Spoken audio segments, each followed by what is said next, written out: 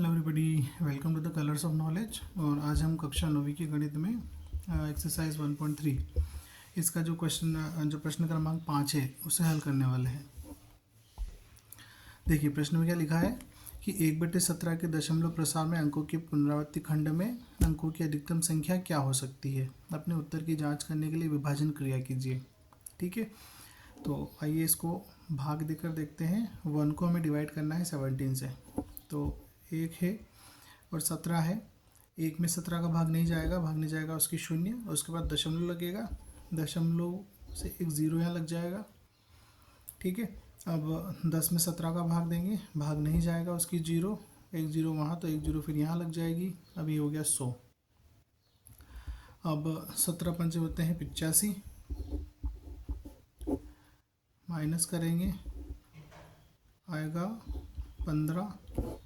ठीक है, दशमलव लग चुका है इसलिए हर स्टेप में एक 0 आप लगा सकते हैं। 17 से हम इसको डिवाइड करेंगे। अब यहाँ पे 150 है, तो 17 से आपको इसको डिवाइड करना है, तो 17 8 136 होते हैं। ठीक है, तो यहाँ लिखेंगे 8 और यहाँ लिखेंगे 136। घटाएंगे इसको तो आएगा 4 और 1 0। ठीक है, दशमलव के बाद हर स्टेप में एक 0 फ्री मिलती है। 140। अब ये होगा 17 7 119। ठीक है, घटाएंगे 1, उसके बाद में 2, ठीक है, और 0, मतलब ये आ गया 21। 0 लग जाएगी,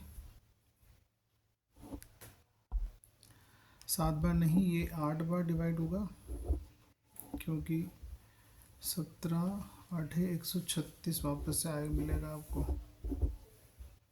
ठीक है, इसको घटाएंगे आप तो मिलेगा 4 यहाँ पर, और बस ये 0 और ये कुछ नहीं। ठीक है, अब एक 0 लग जाएगी, हर स्टेप में फ्री मिलती है। 17 दूनी हो जाएगा 34, ये बचेंगे 6। ठीक है, अब हर स्टेप में 0 फ्री मिलती है। 17 3 हो जाएगा 51, ये हो जाएगा आपका 9 और 0। ठीक है, फिर 0 लगेगा। 17 5 हो जाएंगे 85, ये हो जाएगा 5 और ये 0। ठीक है, अब ये 0 लग जाएगी। 17 दूनी हो जाएगा 34, ये बचेगा आपका 6 और 1, 16 बच जाएंगे, 0 लग जाएगा। ठीक है,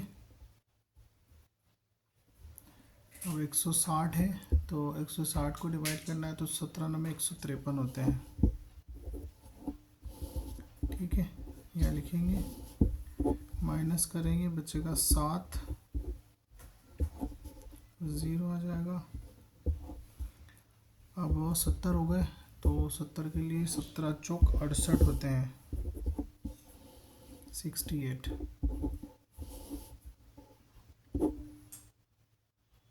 ठीक है, कितना बचेगा 2, 0 हो जाएगा, ये हो जाएगा 17 एकम 17। अब इसको यहाँ ऊपर ले लेते हैं, जो 20 आया हमारे पास। 17 एकम 17 हमने लिखा। ठीक है, 3 बचा, हर स्टेप में एक 0 फ्री, वापस से 17 एकम 17। कितना बचेगा, 10 में से 7 घटाएंगे, 3 आएगा, 1 13। ठीक है, इसके बाद एक 0 लग जाएगी, हर स्टेप में एक फ्री मिलती है। 130 आ गया हमारे पास, तो 130 7 बार में जाएगा यहाँ पर। 17 7 119, कितना बचेगा, 11 बचेगा। हर स्टेप में एक 0 फ्री मिलती है, 110 हो जाएंगे। अब 110 जो है उसमें 17 छंग 102 होता है, तो 102, 8 बचेंगे, 80 हो जाएंगे। ठीक है, अब 17 5 85 होते हैं, ज़्यादा हो जाएंगे, 17 चौक 68। ठीक है, कितने बचेंगे, 10 में से 8 घटेंगे 2 और ये 1 हो जाएगा 12, 120 हो जाएंगे। अब 120 जो है वो 119 आता है, 17 सते, तो 7 बार घटाएंगे 119, 1 बचेगा। अब 1 बचा तो भागने जाएगा उसकी 0, मतलब हर स्टेप में एक 0 फ्री मिलती है, तो 10 हो गए। भागने जाएगा उसकी 0 लगाएंगे क्योंकि 10 में 17 का भाग नहीं जाएगा, एक 0 लगाएंगे, ये हो जाएगा 100। ठीक है, अब जाएगा ये 17 पंजे 85। ठीक है, कितना बचेगा 15।